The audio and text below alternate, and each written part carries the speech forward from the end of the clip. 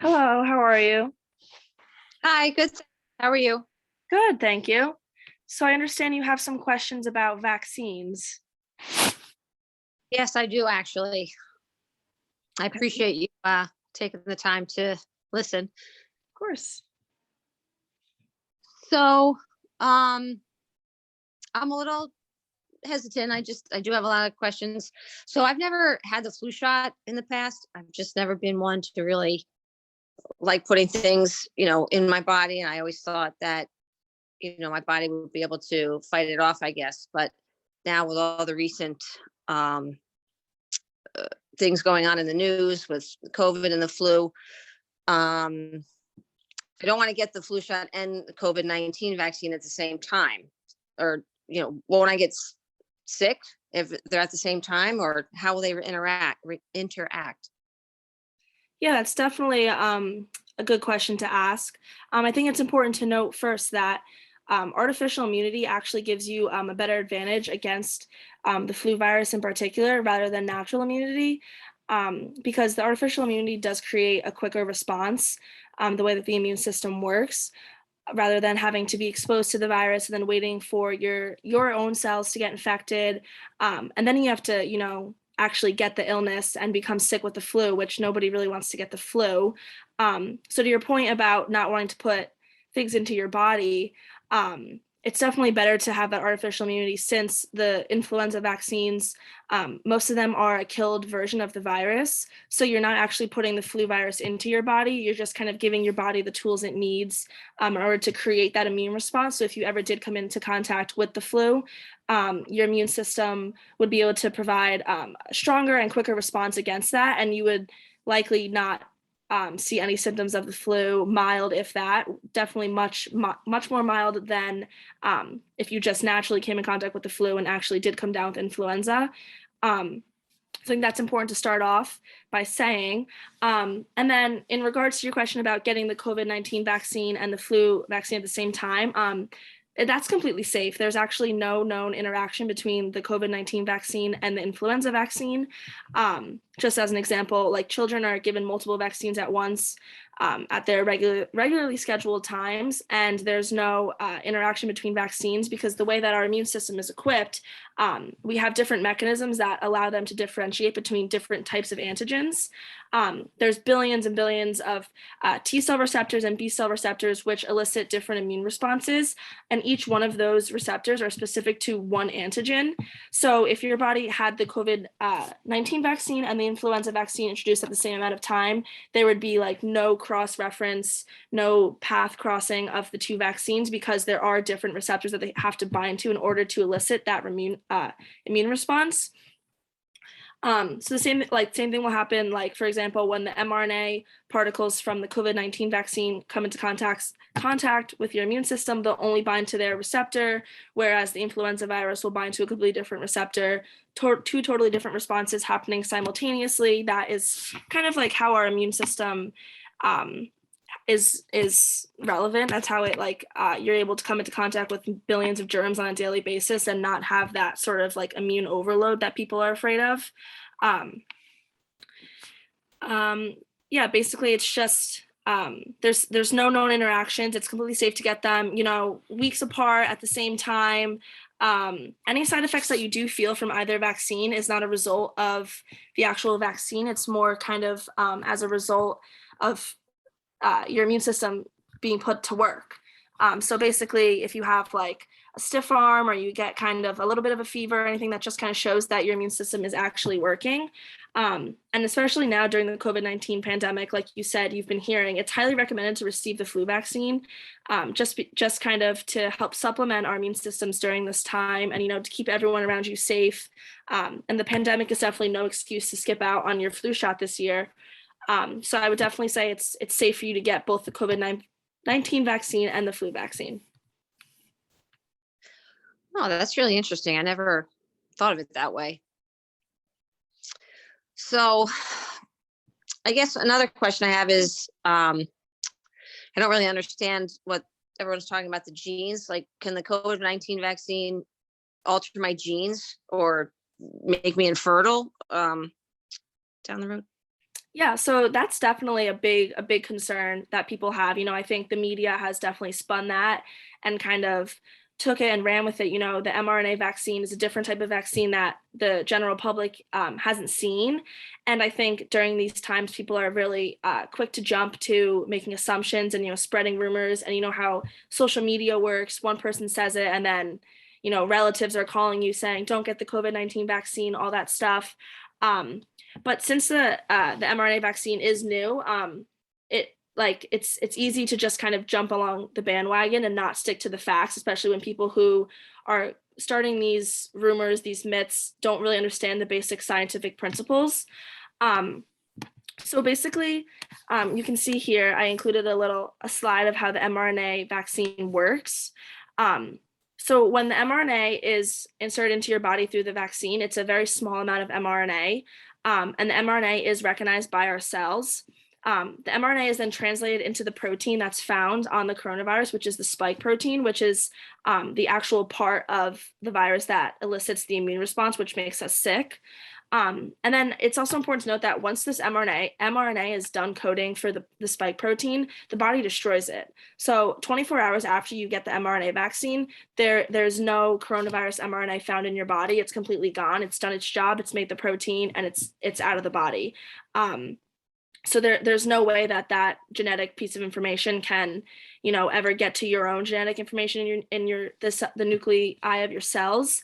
I think that some people think that like the mRNA stays in your body forever and kind of has that ability to cause an immune response, but that's definitely not the case.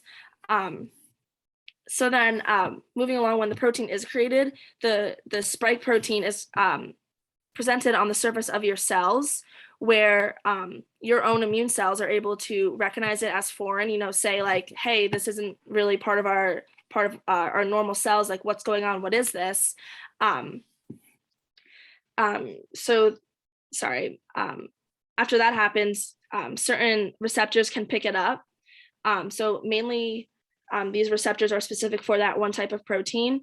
And then the cells in your immune system, the B lymphocytes, are able to create antibodies against the specific protein.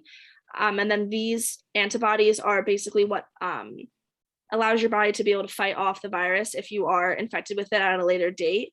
But another important thing that the B lymphocytes do is they differentiate into plasma cells. Um, these plasma cells are needed in order to create the antibodies against the spike protein. But then they also create the memory B cells, which are the entire point of vaccines, because they are able to give our bodies with long-lasting memory to the virus, so that if your body ever does come into contact with it, these memory B cells will kind of like flag them and be able to start an immune response, the stronger and faster immune response that I talked about previously. And then kind of like how the mRNA is destroyed after 24 hours, the original spike protein that was created by the mRNA is essentially destroyed from your body 48 hours after your vaccine. So within 2 days after you receive the COVID-19 vaccine, there are little to none, if any, remaining ingredients from that vaccine found in your body. It's basically just your immune system that is able to kind of like get the ball rolling and create those memory B cells and create the antibodies against it, so that you have that immunity if you ever did come in contact with the coronavirus down the road. Here's another little description of how it works. So the mRNA is the instructions for making the spike protein. It's introduced into your cells. The mRNA translated into the spike protein, and then they're recognized by our immune systems, which then can produce the antibodies, which I'm sure you've been hearing. Everybody's always talking about, do I have the antibodies? Do I have the antibodies? So your immune system will make these antibodies against the spike protein. And then if you're ever infected again with the COVID-19 virus, the antibodies will create a response, and you'll be able to get rid of that virus quicker and stronger than you would if you just happened to come in contact with the virus, on a normal day. So the only thing after the vaccine that remains in your body is the memory B cells and the antibodies that were produced from the vaccine. And at no point does the vaccine go near your genetic material or even, enter the nucleus. So there's no way that your genes can be altered.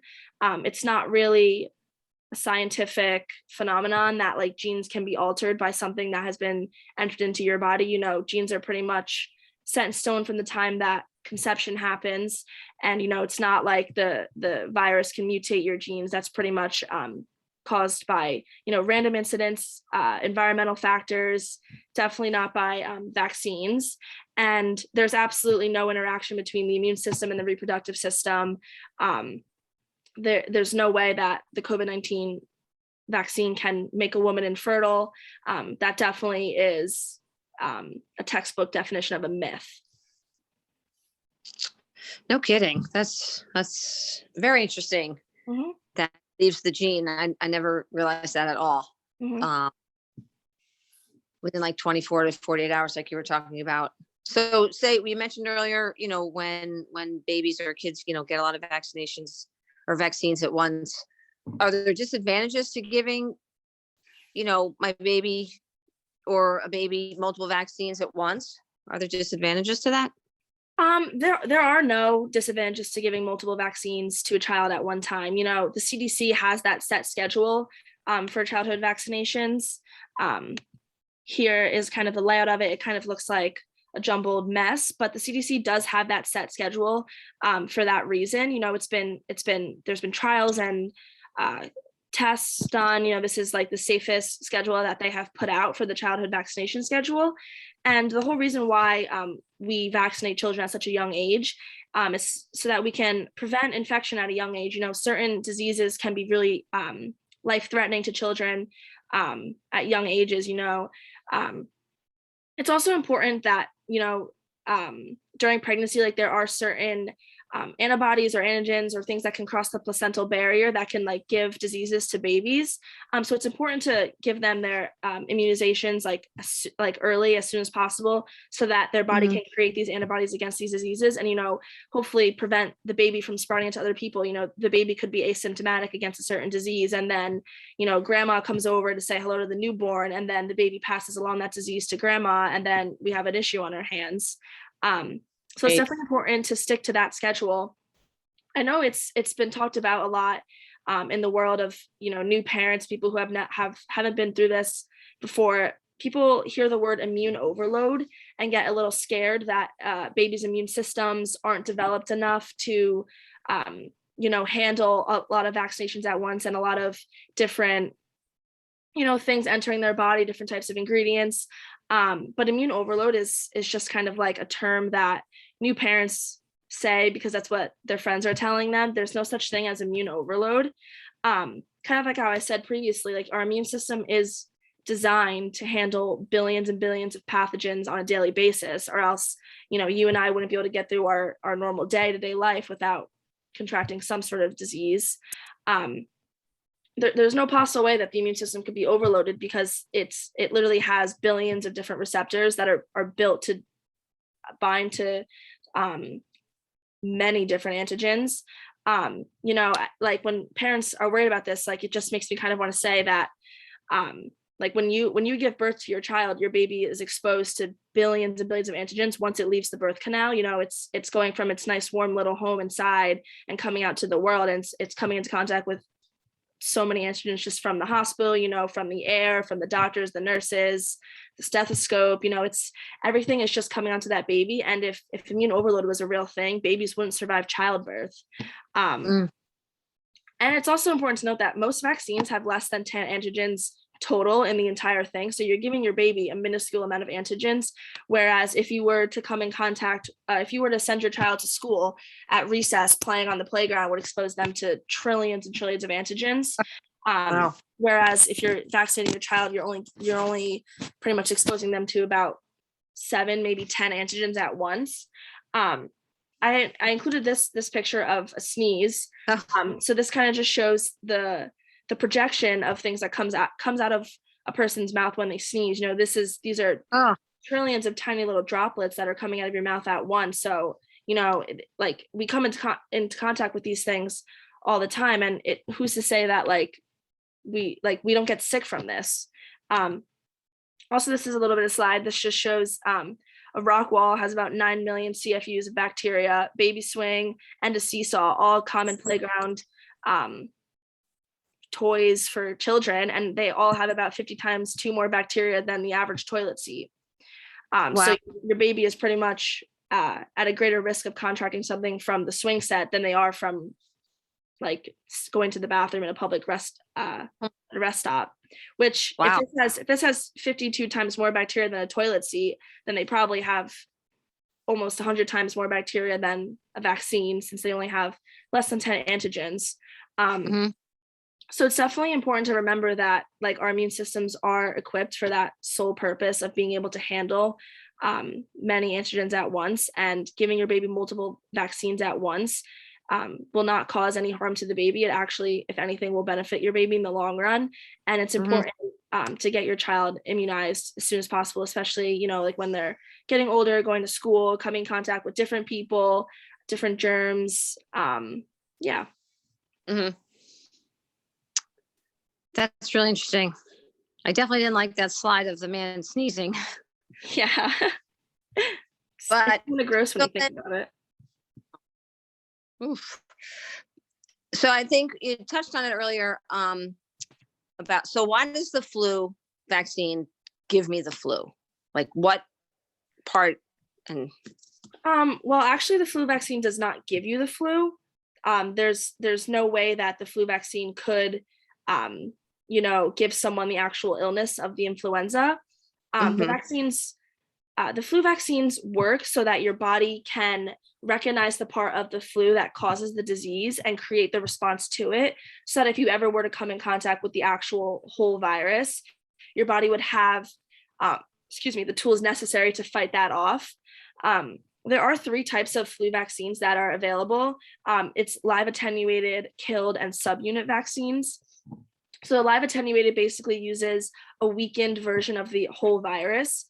So it does give the strongest immune response because it is that whole pathogen, and the body can recognize it as the virus, and create like the strongest response to it. But it does have minimal risk of being able to revert back to its original form. But this is like super rare. It happens in like less than 5% of the cases, or the vaccinations. And then the killed vaccines actually insert a killed virus of the vaccine. So there is absolutely 0% risk of that antigen causing a disease in your body because the virus is killed. Um, and the same thing with subunit. It basically, in the vaccine, it only uses the antigenic part of the pathogen. So the part of the pathogen that causes the virus in host cells. So the subunit and the killed have absolutely no chance of causing disease, have no chance of reverting back into the original form of the virus. So those are the safest vaccines because there's no possible way that they could give you the flu. Um, the sorry, excuse me. The part of the virus that actually causes the virus itself in your host cells does not get injected into your body. It's a common myth because most people feel like after they get their flu vaccine, they have common side effects of vaccinations. They have a sore arm, they Right. kind of feel run down, fatigued, Mhm. fever. But these are all just common side effects of your immune system being put to work, creating those antibodies and those memory Oh. cells that actually store the information that ultimately give you the immunity against the virus. Um, Oh, okay. yeah, there's no way. That's a really common question, especially around flu season, because some people, like I know you said earlier, like you haven't ever gotten the flu vaccine, so you just think that, well, if I come in contact with it, I'll get the flu and I'll have that natural immunity against it. But I don't see why anyone would want to naturally contract the flu, and then be sick for 2 weeks, whereas they could get the vaccine and maybe have some side effects for 24 hours, but then have that feeling of protection for the rest of the season. Also, it's just important to get the flu vaccine just to protect the people around you. I know it's a little bit different this year because we're all still wearing masks and being careful in public situations. But like you never know who is the immunocompromised. Whether it's the elders, your parents, Mhm. pregnant women, people who are trying to get pregnant, certain children who can't get vaccinated due to other medical conditions. And I think the flu, people underestimate the flu. They think that, oh, it's just the flu, but like the flu, honestly, like I don't know if you've ever had the flu, but it's not a fun sickness to have. It kind of wipes you out for a while, and it's important to kind of build up that artificial active immunity so that if you ever did come in contact with the actual influenza virus, your body is able to fight that off, so you don't have to go through those 2 weeks of actual illness. Okay. That makes a lot of sense.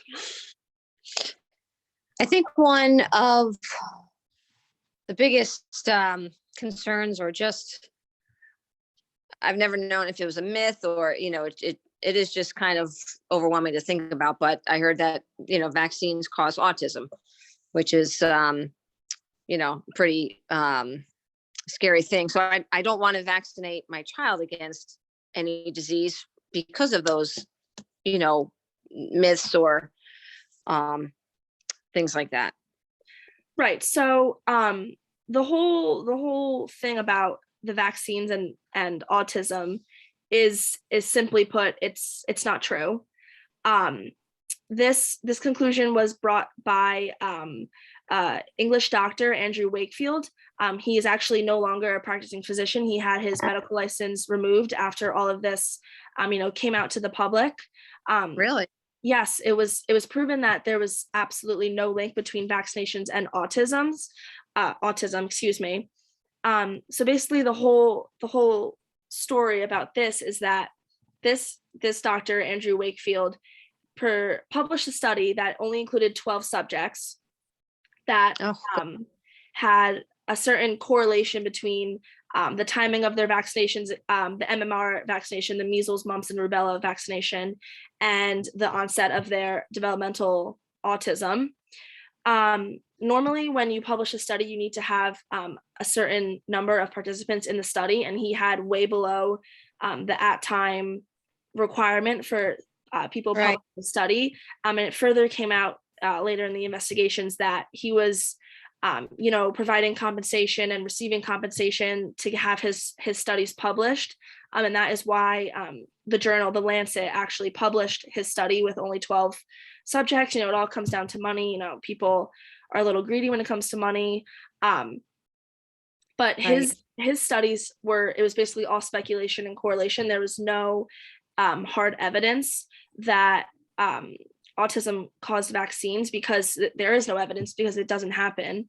The symptoms of autism, when throughout this whole entire investigation, they found that the symptoms of autism were present in these children before their vaccination. But he kind of manipulated the data into seeming like the vaccinations caused the autism, the onset of autism. He didn't kind of give the whole story, but obviously, as we talked about earlier, the media kind of took this and ran with it, especially when it was years back. No one really understood the science behind vaccines, and the MMR vaccine kind of is always under some sort of controversy because the measles, mumps, rubella, like those are all pretty well-known diseases. And people get scared. They don't want to have to adjust their life to having a child with autism, so they kind of get scared and pull back when they see things like this. But after the investigation, it was completely revoked. The Lancet actually retracted the study from their journal, and Andrew Wakefield, like I said, actually lost his license, and he's unable to practice medicine or do any research or anything like that. And it's honestly, it's a shame that this myth is still kind of believed in today's society. Because Very much. it's autism and vaccines are two pretty sensitive topics. Like they both cause some debate in the science world and in just like the general public world, especially with new parents. And I think that if people really understood like the whole story behind this man and what he published, and the whole science behind vaccines and how they work, this wouldn't really be a cause. And it's the MMR vaccine is important for children to get because we've had measles outbreaks, and like children have died from measles. It was one of the top childhood death under 5 for a pretty long time, until the vaccine came out. The vaccine showed almost 96% efficacy, so it works against the measles. And I think it's just important to know that everything that was published in the study is completely falsified. Um, and there's absolutely no scientific, biological, immunological link between autism and vaccines. I'd never ever heard of that. That's really interesting. And the fact that he's not a practicing physician, that's some good facts right there to really back that up. Right. I think that just shows like people just hear that vaccines cause autism and they don't do any further research. And I would actually be curious to see how many people believed this and then knew the story about Andrew Wakefield and his falsified publication. That would actually be something that I would actually love to see the results on that. Just kind of going to people on the streets and being like, do you know how the myth started, like where the origin of this story is? Because I think that this story alone, the facts alone, would kind of show that it's absolutely not true and make kind of people be like, oh wow, like maybe I Mhm. shouldn't just believe everything I hear on the streets. So Exactly. No, it is. You just need to be educated and listen to all the facts instead of all the rumors and things that float around on social media. right. And that's why I think too it's important to let you know, since we did have this conversation, there are certain websites that have been approved to kind of like get like the actual facts and the scientific knowledge about vaccines. The CDC is always a good website to consult. The Right. American Association for Pediatrics has a great little section about vaccines, especially with children. You had a lot of questions about childhood vaccinations, so that would be good to play around with. And then a whole bunch more. I would stay away from the Wikipedias, the big news outlets. Obviously, Facebook. Everyone has their own opinions. Mhm. I think it's important to kind of stick to the cold hard facts and stick to the science, because at the end of the day, science doesn't lie. Right. So I could definitely share with you a document with a whole bunch of approved sites to get your facts from if you have any more further questions about vaccines. I hope that I was able to kind of ease some of your concerns. For sure. Definitely. Yeah. I really appreciate it. Of course. And if you have any other questions, especially about the flu shot, since you haven't gotten it, your COVID-19 shot, I'm assuming you haven't Yeah. received that yet. If you do have any more questions, No, you could definitely no. consult those Okay. websites, consult myself. Yeah, Yeah. I think it's all, it can be overwhelming, but when you just sit and listen to the facts, it really, really helps put, your mind at ease, and just then you can know about it, and then, pass some information on as well. So thank you very much. of course. I also have this little graphic too. This is I found it from an article about the COVID vaccine. It says 150 million vaccines have been administered, and a 0.005% may have resulted in a serious side effect. So in this big grid, basically just this one dot would be the amount of people who have um, seen serious side effects from the COVID-19 vaccine. So I think that kind of also puts it into perspective, Yeah. the efficacy and the safeness of the COVID-19 vaccine. Right. Yeah. That makes that puts it in perspective for Right, sure. right. Oh, thank you so much. I really appreciate it. Of course. Hope you enjoy the rest of your day. Thank you. You too.